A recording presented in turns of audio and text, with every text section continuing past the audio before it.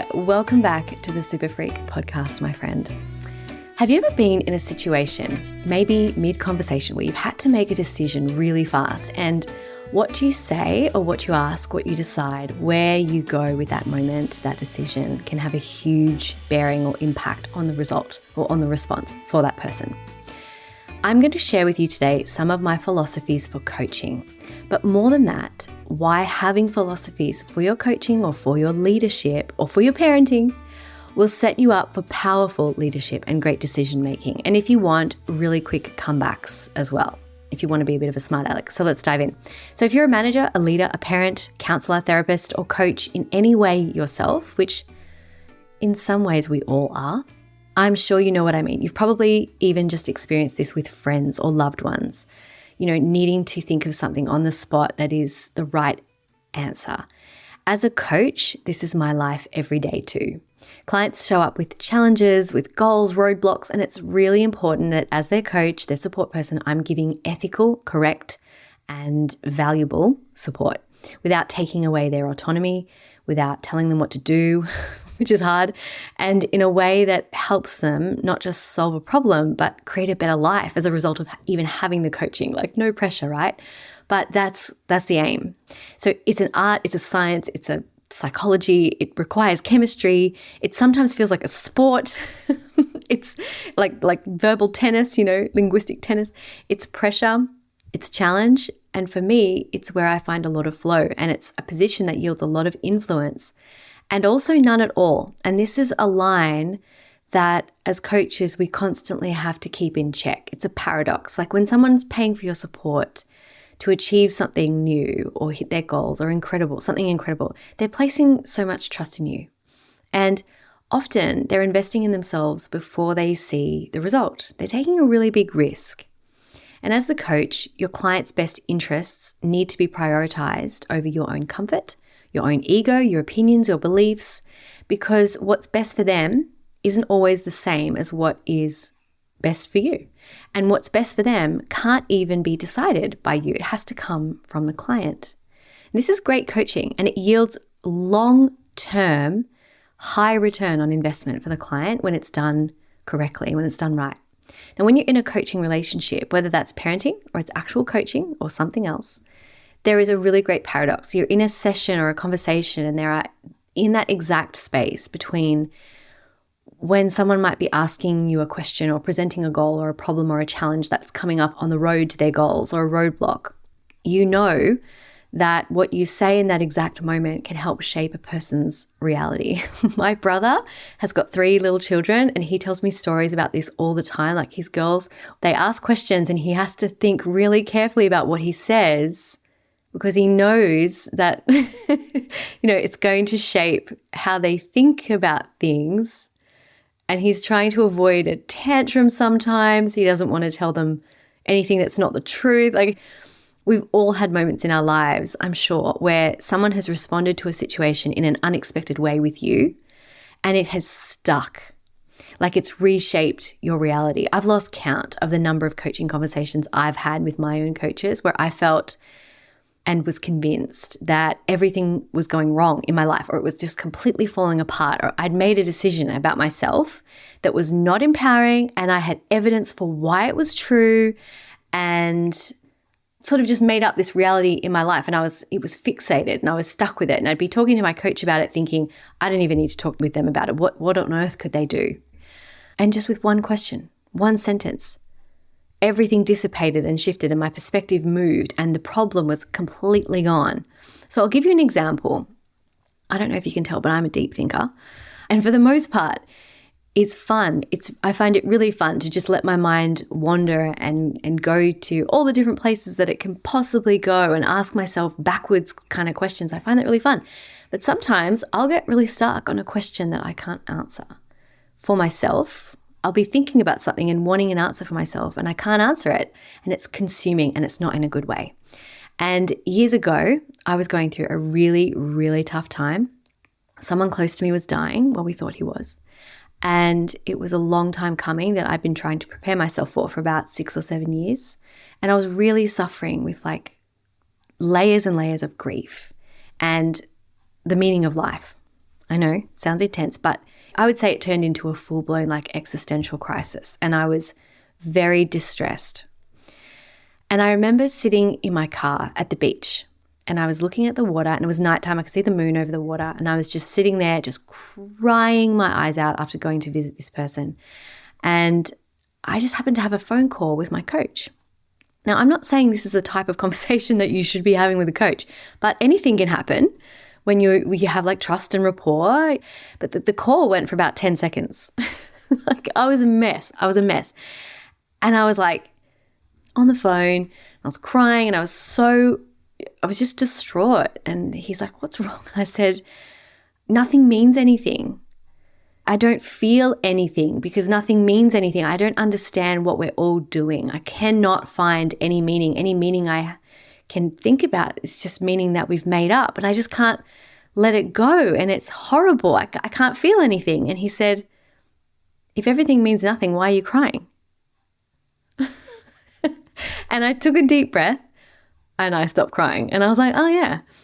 And I started laughing because I realized in my own existential despair, I had made meaning out of the fact that nothing meant anything. I made it mean something bad. And it completely shifted the direction of my thinking in that very moment where I was so distressed. And it sent me down this new direction about making meaning and all these possibilities. And anyway, we got off the phone and I just drove home. I mean, that conversation was a complete pattern interrupt. So the power of the right words in the right moment can shift the direction of someone's thinking, which can in turn affect the decisions that they make, their actions, their results, and then over time, what they believe about themselves based on those results and what they believe about the world, and then their life. And then on the flip side, you have to remain as a coach completely unattached to being right and needing their results to have anything to do with you. And you know that it really has nothing to do with you because you're not the one taking action or doing the things. You know, the client does all the work. Your job really as a coach is to just mess with someone's model of the world, but do it in a way that is very, very laser pointed in the right moment until they come up with a better one.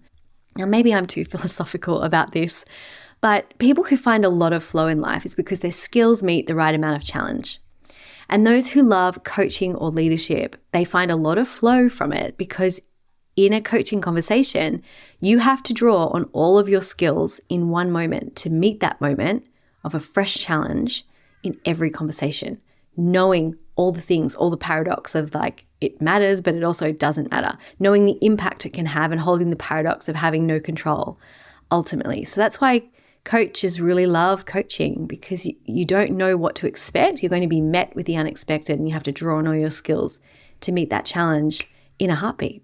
All of this is to say that in those moments, having your own philosophies that you can draw from will help you to think faster and to make those tiny micro decisions that you know you want to make in those moments where you don't have time to contemplate every single thing you've ever learned and you want to be able to have a sharp, quick, impactful, helpful answer. On a side note, this is also how really witty, really sharp, smart aleck people with the best comebacks, they also think this way, whether they realize it or not. So having your own philosophies kind of compresses a lot of thoughts into smaller bites or chunks, the same way that you can compress a file on a computer, I guess, which you can then more quickly and easily reference to help you direct your thinking. It speeds up the process of decision making and responses. So that is why philosophies that you can operate from are amazing for building your confidence as a leader, as a coach. And now I'm going to share with you some of my philosophies with you. You can borrow them, you can keep them, but really this is just an insight into my world, my coaching world. And you don't have to agree with any of them. This is just my world. But I hope that they make you think and inspire you to create your own philosophies. I have philosophies for every area of my life: health, travel, relationships, money, achievement. So here are just 10 of my coaching philosophies, and feel free to take them and use them or, make them your own. Here's the first one. People very rarely need or want what they think they need or want. People very rarely need or want what they think they need or want when they first come to you as a coach. Your job as the coach is to get to the core of the thing, the problem, what's in the way, the goal. and support that person to move through it. Now, often, not always, but this is a good example. Often a person will come to you for coaching because they're not hitting their goals, as an example. And the reason why, when you dig deeper, is because it's not actually what they want. They want something different. So your job is not to just take someone on face value of what they say that they want. It's not that you're ignoring what they want. It's that your goal is to help them get exactly what they want, and to keep in mind that sometimes it's not what they first even think. Your job is to help them get clarity, even if they think they're really clear. Okay, so that's the first philosophy. Number 2, and this is a contrarian opinion, right? But it's mine. Your strategy as a coach is completely irrelevant at first.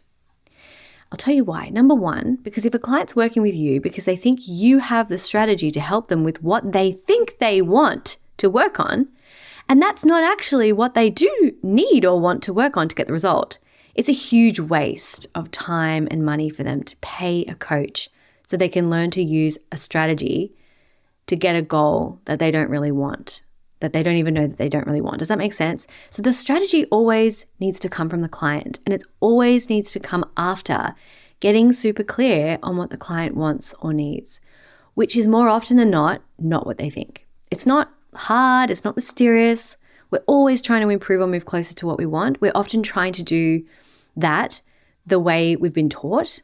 And if we knew better, we would be doing something different or something better. So it's often like outside of our conscious awareness of what we can be doing. We're pretty much always being the fly, if you listened to my last episode.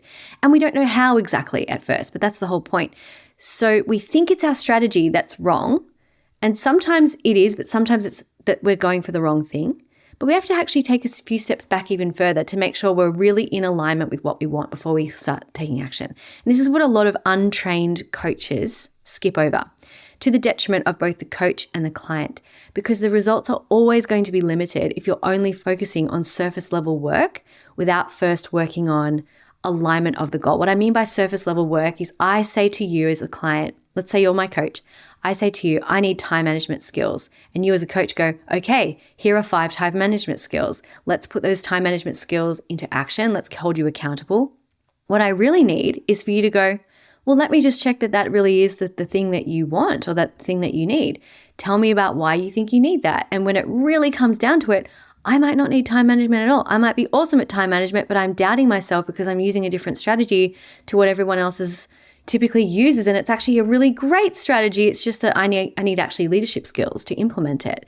So we could be going about the entire wrong coaching program if, as the coach, we haven't gone back to make sure that A, it's what I really want, or B, I have thoughts and feelings and everything inside of me. I don't have any internal conflict about achieving this result. That's alignment, right? So the results will always be limited if you're only focusing on that surface level, like, okay, you tell me this and I'll help you do it, without first working on that alignment. If you feel like the coaching is ever like stalling or the client isn't getting results, just double check that it's actually what they want, that there is alignment there. And I think you'll find taking a few steps back and just clarifying that will help you speed up the results. Number 3 is the chemistry between the two of you is more important than any strategy or curriculum. So rather than focusing on strategy, start by focusing on chemistry. In order for the coach to go under the hood and explore and excavate and help a client find clarity either on what they want or the real thing that's holding the client back, or just to help someone think or dream bigger than ever, there needs to be a really deep rapport and a chemistry between the coach and the client. If you don't feel a sense of trust and ease and safety, or the ability to be vulnerable without being judged or being rushed or being sort of talked over and told what to do, it doesn't matter how great the coaching is. It doesn't matter how awesome and sophisticated the strategy is. It's not going to land. Coaching is ultimately so intimate. And if that's not there, it takes so much longer to get to the truth. This is not just true in coaching, it's true in any relating space. You work on the chemistry and rapport of the relationship, and all the other pieces are just much easier and they fall into place faster. Another way of saying this is anything is possible in the presence of rapport. Number 4, slow down, speed up. So we're often so focused on speed. And I feel that this is getting worse because we're just so bombarded by speed every day. But when you slow down, you actually notice. When you slow down, you start operating at your natural pace. Your work and effort becomes sustainable, and you make choices from a regulated place, which means you're not going to regret them later. But the most important part of this, and the bit that really always piques my curiosity and never ceases to surprise and delight me, is that when clients slow down, they get the results so much faster. Less mistakes, more clarity. I don't know, there's just some kind of natural alignment with the pace of things. Or should I say, and your natural pace aligns with the things that you want. So when we're trying to go really quickly, when we're trying to make it happen really fast, we can tend to skip over important things. We can tend to rush. We can tend to push ourselves a little bit harder. And sometimes, you just need to force it through and get it done and make it happen quickly. And you avoid a lot of drama by just getting your head down and doing it. But I'm talking about more for the long term, the long run.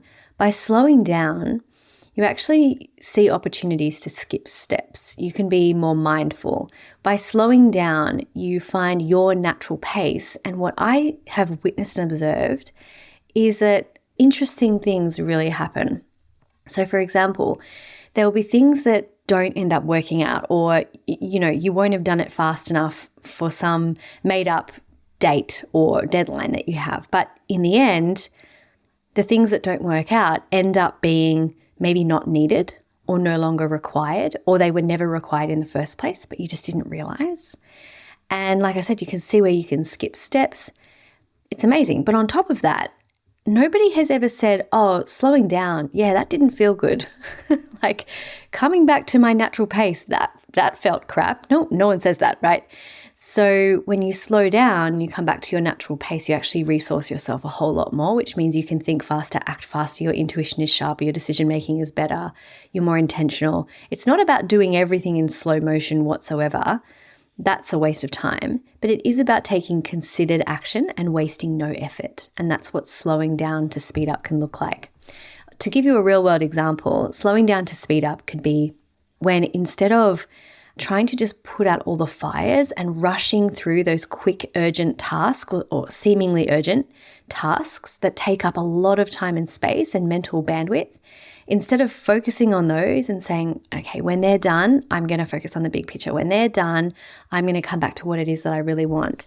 Slowing down to speed up means, okay, you might not get through those quote unquote emergencies so quickly. They're rarely actually emergencies, but you will be able to, instead of focusing on that, focus on the big picture. When you focus on the big picture, it sort of wipes out those immediate fires, a lot of them, because by focusing on the big picture, you're solving a bigger problem. And by solving that bigger problem, you end up speeding up the process of creating what you want, speeding up the process of removing, the fires that never really needed your attention. They were just kind of busy work and things like that. So rather than instead of looking for, the next week's cash flow, what if it's the next year's cash flow? Like creating something that's going to create a year's worth of cash flow instead of just a week.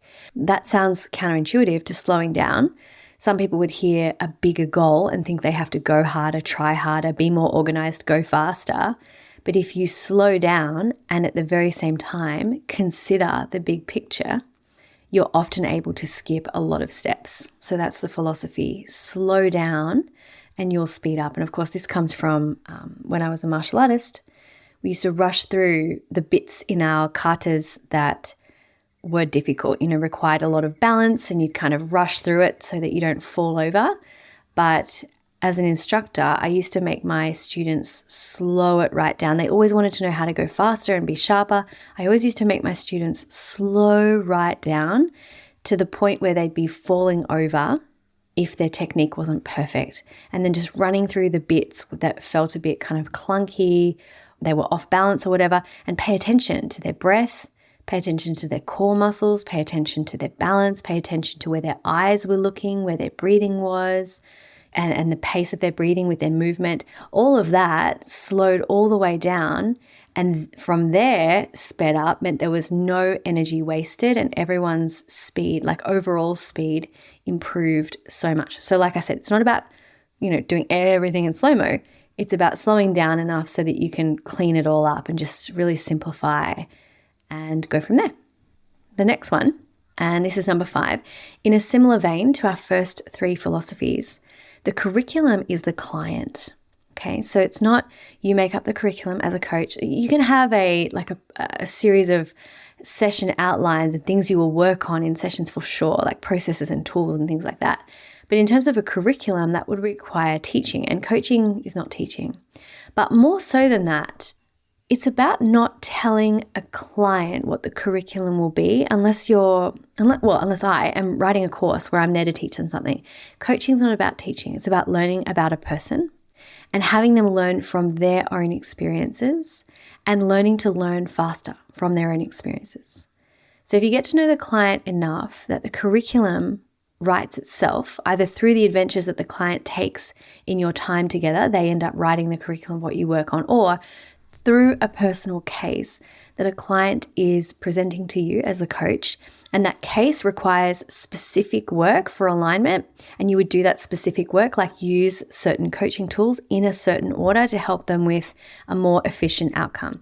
So you don't need to have a set strategy for how you're going to work with someone, because every client is starting somewhere different. Every client has their own story about how they got where they are and where they want to go. A set strategy is like trying to put a square peg through a round hole. What you do need is knowledge and a framework for putting that knowledge into a logical order so that you can do the work efficiently. And then from there, you can work with anyone on anything you like, pretty much.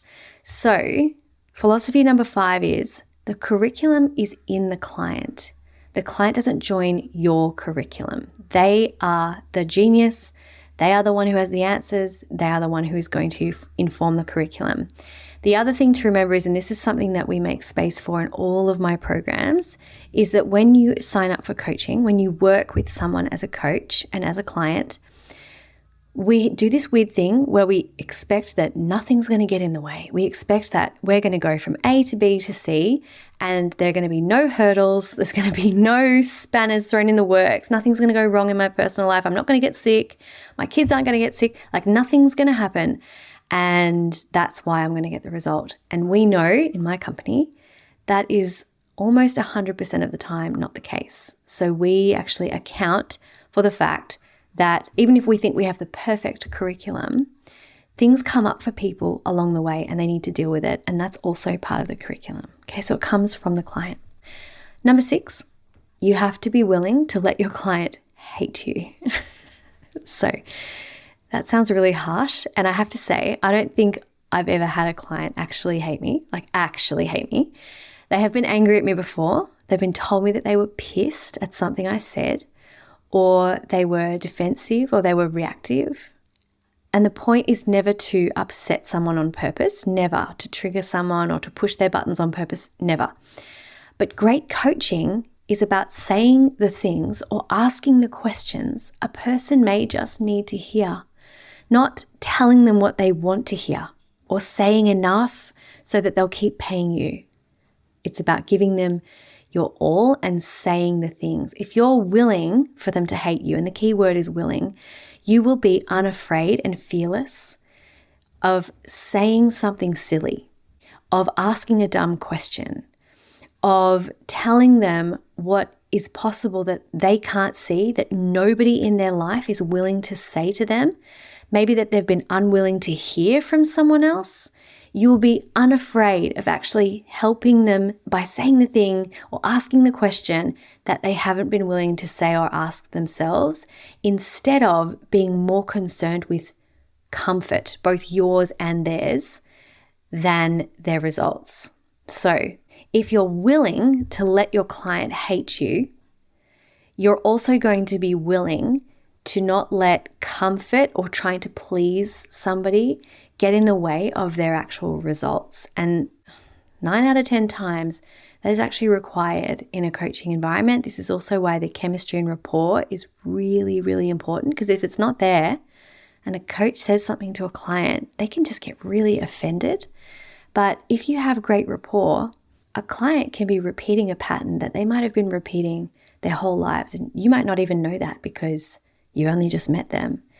But by asking just one extra question or saying just the right thing in that moment, having rapport, a person is willing to really hear that and mull it over. And that can be a life-changing conversation and results changing too. So you have to be willing to let your client hate you, all for the purpose of holding space for them to confront things that maybe they haven't realized before.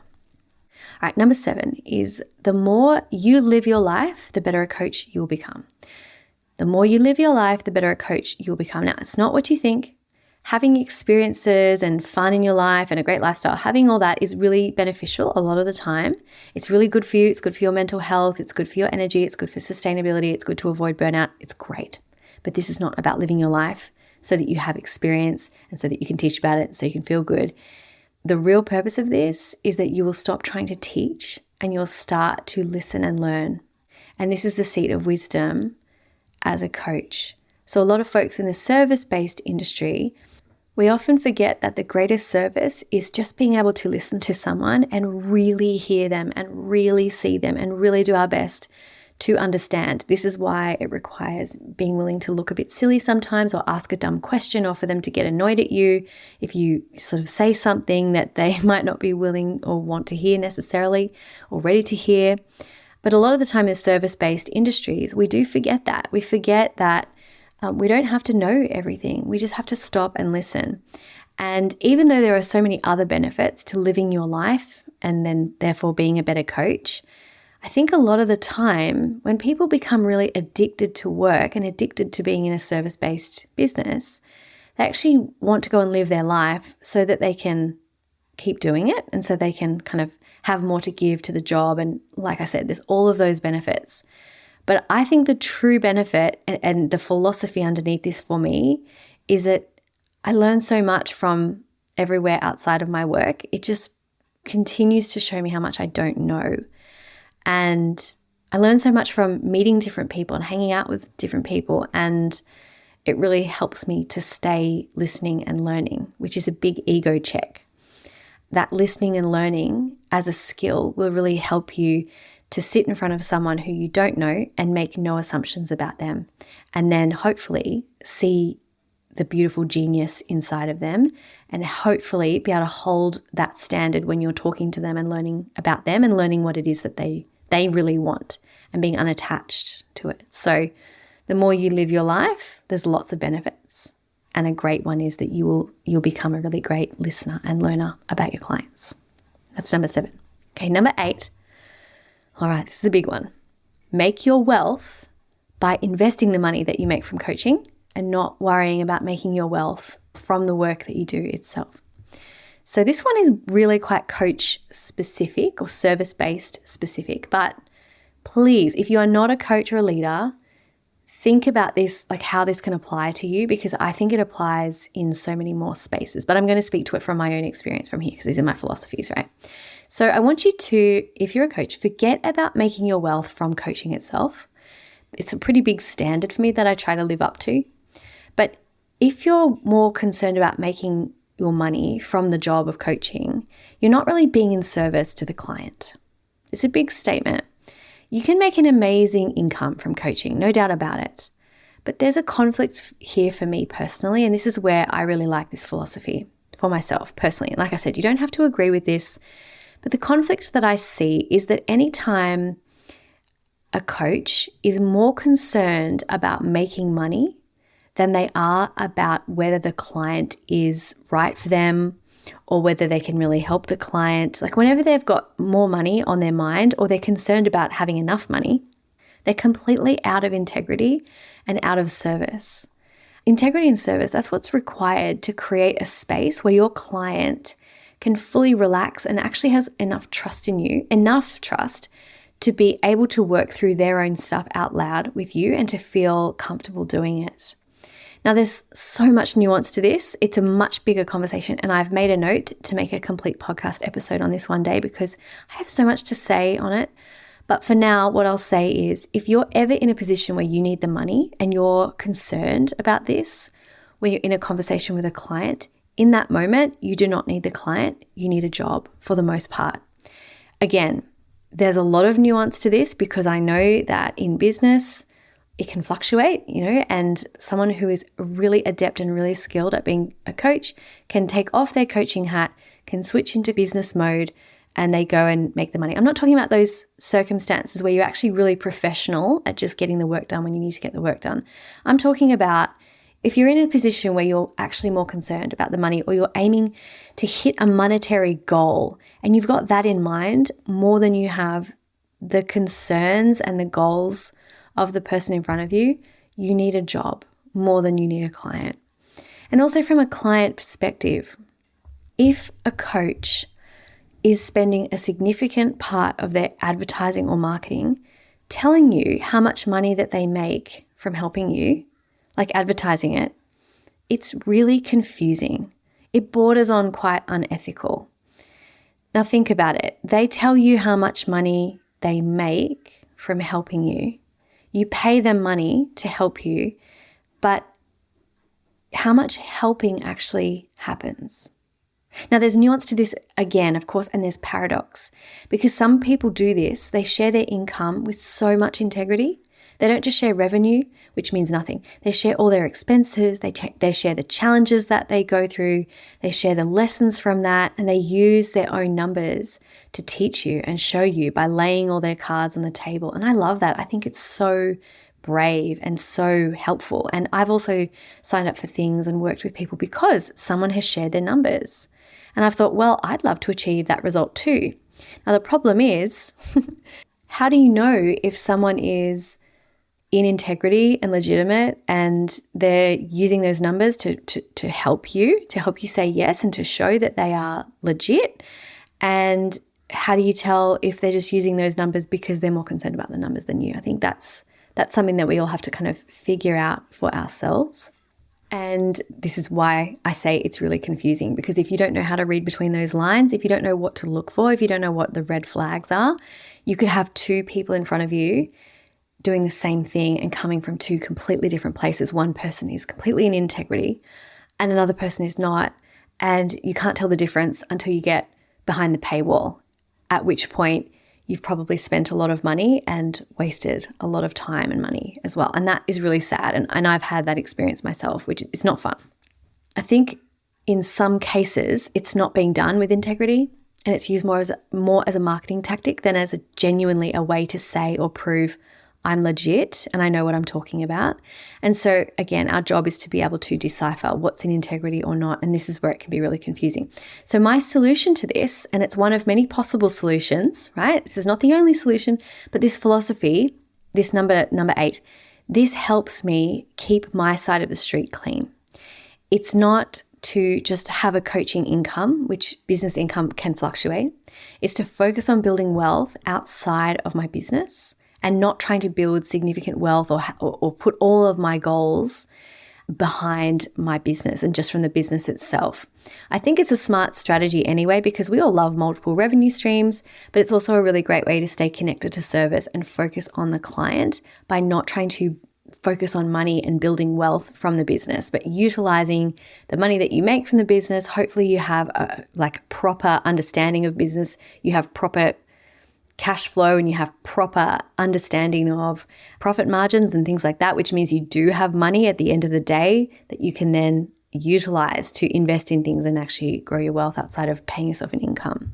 So that's just a beautiful way of keeping your side of the street clean. It's not about being overly concerned about hitting certain revenue goals and things like that. Now, again, like I said, there is so much nuance to this. This is not to specifically criticize anyone or anything. This is just my philosophy, my way of keeping my side of the street clean. It's to look after my money, do the very best I can with it, and work on building wealth outside of my business. One day, my goal is it will be the cleanest it could ever be, because I'll be doing coaching from a place of not needing to work at all. And I'm not there yet, but that is the ultimate aim for me, is to be able to do it from a place of I don't even need to be doing this. I'm just doing it purely from the joy. Number 9 is don't try to be the superhero. Aim to be unemployed. I've mentioned this one already, but my goal with my clients is that they don't need me. If we keep working together, it's because they have more fun things to work on, or they're choosing to have me by their side. And that can take a little bit of time depending on where someone's at when we start. But my goal as a coach is to get my clients to a point where they know they can do this on their own and they do not need me. Now, to be clear, this is not about pushing someone away and saying, goodbye, you have to do this on your own now, dive in the deep end, see you later. I would never do that. And that's not what I mean. I also don't mean that I don't work with people for a long period of time, because I do. I have clients over years and years that come back. And that's my favorite way of working with people, is like really long-term nitty-gritty, to get to know someone so well. But what I'm saying is, if we ever got to a point in a relationship where a client feels like they can't do it without me, immediately we stop and we go back to doing the work where they know they can do this without me. That's the most important thing. I'll call it a power dynamic, right? But that dynamic needs to be really clean. It can't be I need you or I can't do anything without you, because that is not a powerful place. That's not coaching. That's some kind of weird, I don't know, that's something else, right? So this philosophy is really important for integrity once again.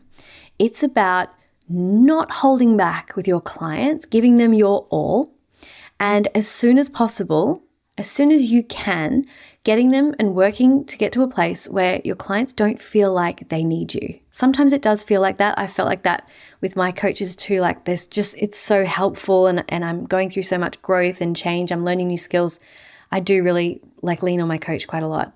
And then there are times when you've learned it all and you know that you don't need them. That's always the aim. Now, the beautiful bonus of that is that when your clients do want to keep going, they're then doing it from a place of empowerment. They're not doing it from a place of need.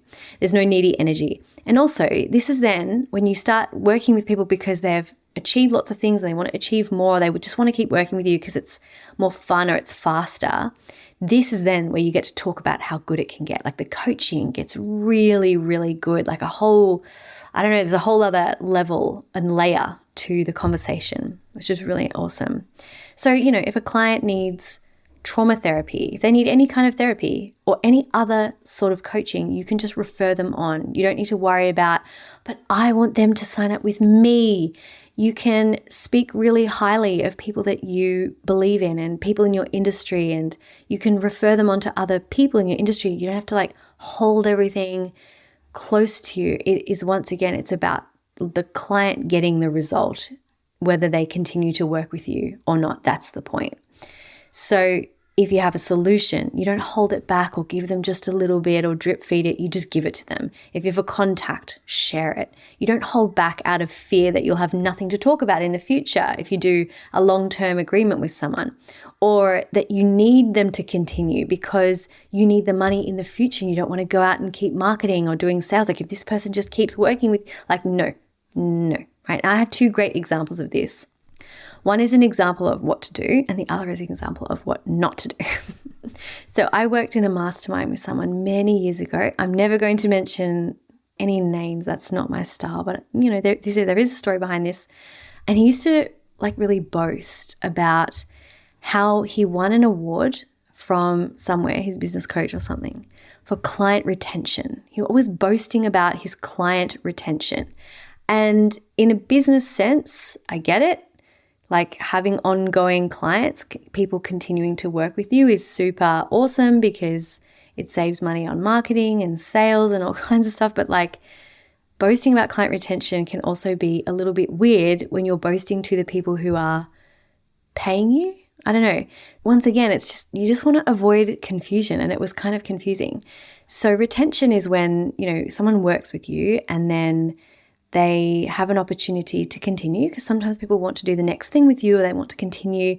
And retention is how many people, let's say you work with 10 people, how many of those 10 people continue to work with you? That's a retention rate. And it's a thing that people track in business.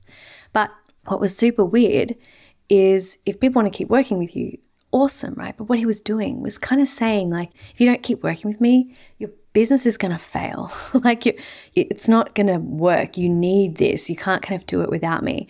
And it had real culty vibes. So it was just awkward. It was just super awkward, right? And that's what I don't want you to do. He was trying to be like a superhero. It was kind of implying that anyone who'd had any success, they had only achieved that success because of him. And if they left, they weren't going to be able to keep it. And it induced a lot of fear in a lot of people.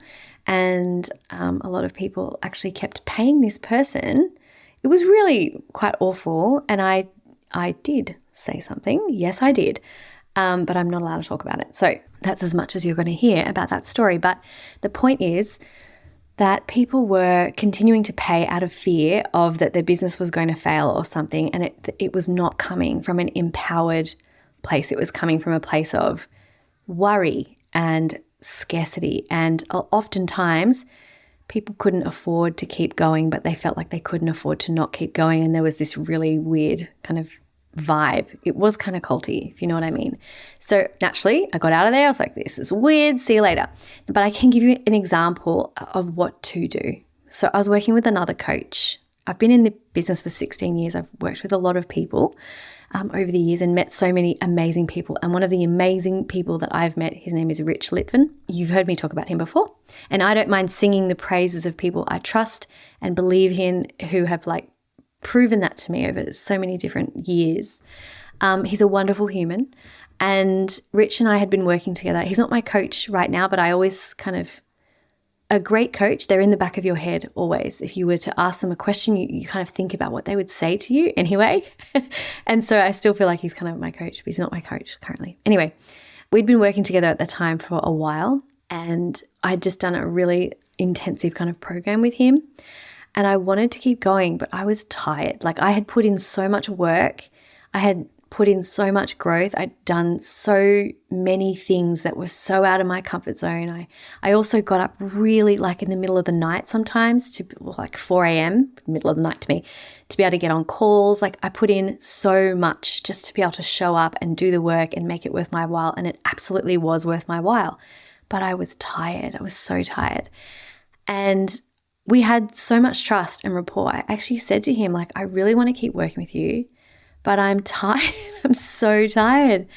And I'm kind of afraid that if I stop, I'm going to lose momentum, and I don't like that. And my clients have said this to me before as well. And he said the most amazing thing, it was so unexpected. I was expecting him to give me a sales pitch, and he said, take a break. Stop. Don't keep going. Don't come back. Just come back when you're ready, if you're ready, and just have a break. And it was oh my gosh, that's so normal. That's what you should say, I guess, but I was not expecting it. But this is the thing, when someone has integrity and they're not afraid of losing you as a client because they're more concerned about your well-being and your best interests, you actually have more trust in them. And I think this is why I've worked with Rich over almost 10 years now, on and off, right? Number 9, summing it up, don't try to be the superhero, aim to be unemployed. The irony is that it actually builds more trust and people want to come back to you, but you should never do it for that purpose. But it means that you just have a kind of an all-in approach with your clients. You're really there to serve them. You're really there to help them and want the best for them. And it requires such bravery as a coach, I think, but it's so appreciated as a client. We have to remember, and this is me digressing slightly, but we do have to remember that the coaching industry as an industry is sort of in its teenage years. It's not new. It's been around for a while, but it's still quite unregulated. And there are pros and cons to that. This is why it can feel a little bit confusing, because there aren't really regulations and rules about what people are allowed to do. And as with any industry, there are people who are not super in integrity, or they're not focused on it. They don't even know what it means or what it is to keep their side of the fence clean. So something we have to be kind of aware of. But I very much appreciate that philosophy of aim to be unemployed, because it's a really great way to be in service. Okay, we're almost there. Number 10, the final philosophy that I have for you today is that coaching is 2 things: learning from the past and creating the future. Coaching is 2 things: learning from the past and creating the future. What that means to me is that when I'm speaking with a client, if someone is stuck in the past, we need to do the work on bringing them into the present. If they're anxious about the future or they're afraid of the future, they're fearful of success, we need to do the work to bring them back into the present. In the present, we don't necessarily have rules about what we're allowed to do. We learn those rules from the past. We don't necessarily have challenges or issues with taking action towards the future because those actions exist in the now, or the fears exist in the future. So if ever someone is like really struggling to be present and to take actions, it's often because they've made meaning from the past. That's not necessarily positive. But if you can find learning and appreciation from the past, and it's not about, smoke screening the terrible things that happen or the challenging things. It's not about pretending it's all okay all the time, but it is genuinely about learning to accept and appreciate and be with what is, and then know that no matter what has happened in the past, you can be in the present and create the future from here. Your future is not written yet. When you can hold both of those paradoxes, you're able to really be in the now and really integrate the things that have happened in the past, which means that you can take really positive steps and really create a future that you may not have even ever dreamed was possible for you. Oftentimes, we're taking actions and steps forward only based on what we think we can do or we're allowed to do from the meaning that we've made from the past. So coaching is two things. We learn from the past, we integrate, we process, we learn to appreciate, or we just come up with lessons and insights so we can take a step forward. And we let go of our ideas of the future and our prejudices of our now and of the future so we can create it one day at a time. Now, this philosophy, learning from the past, creating the future, I know it sounds really simple, but it is one of my top 10 philosophies because of how frequently the need to do this comes up in a situation, in almost every single coaching conversation. I'm not talking about every single client. I'm talking about every single conversation with every single client, almost every single one. The main objective underneath the strategy or the action or whatever someone's doing is to ensure that a person is acting from a non-triggered place, like you've learned from the past and you're creating your future, you're not worried about it. So those are my 10, they're not even in a particular order, just 10 philosophies for coaching. And like I said, I have philosophies for every different area of life. I really recommend it because these philosophies, having your own philosophies, you can steal mine or you can make them your own. It helps you speed up decision making. It helps you compress a whole lot of learning and insight into small bites that you can quickly flick through when it's time to say something in a really important moment. And that requires a lot of practice as well. So I'll run through all 10 of them again. Number 1 is people very rarely need or want what they think they need or want when they first come to you as a coach. Number 2, your strategy as a coach is completely irrelevant. Number 3, the chemistry between the coach and the client is more important than the strategy. Number 4, slow down, speed up. Number 5, the curriculum is in the client. Number 6, you have to be willing to let your client hate you. Willing being the key word. Number 7, the more you live your life, the better a coach you will become because it's really about listening and learning. Number 8, make your wealth outside of your coaching business. Number 9, don't try to be a superhero, aim to be unemployed. And number 10, coaching is 2 things, learning from the past and creating the future. So I really hope that you have enjoyed this. I know I went on a few different tangents. I know I gave you a lot of background as to why these philosophies are so helpful, but I really do hope that these kind of in-depth episodes help you. Please do let me know if you prefer longer episodes or shorter episodes. It's good feedback for me. I like to give context as well as an answer to help you think about this for yourself on your own, not just kind of give you an answer. I want to give you why it is this answer. I think it really helps you think. So I'd love to hear from you wherever you're listening to this. If you can comment or reply, or you can email me or message me or whatever, let me know. Let me know what your thoughts are. Let me know what your favorite philosophy is. Let me know which one maybe challenged you the most, or maybe let me know what kind of philosophies you live by when it comes to leadership and coaching. I would love to learn some of your philosophies too. It will speed up my learning as well. Now, as you've heard in the last few episodes, in the coming weeks, I'm going to be opening up 2 of my favorite group coaching programs. One has been running for a really long time. That's the Fierce Salon. And the second has been running for a few years now. And that is the Bloom Business Incubator. And these are awesome programs for folks who love this kind of conversation, who are at different stages of life and leadership and business. So the Bloom Business Incubator is for you if your next focus is to create consistent income, consistent, reliable, sustainable income, and understand all those pillars of business. And the Fierce Salon is for you if your main focus is going from good to great and you have no idea how to get there, and it feels like maybe a massive risk, or you don't know, or it feels impossible. That's for you, the Fierce Salon. Now, if you have questions about which one might be right for you, please don't hesitate to reach out to me. I'm here to talk to you, and you'll be hearing a little bit more about it in the future. But for now, you can join the waitlists. I'll link them in the notes. And that's all. So I hope you have a beautiful week. Remember, everything you want is so much closer than you think. So stay curious, stay open, and create your own philosophies. I'll see you soon.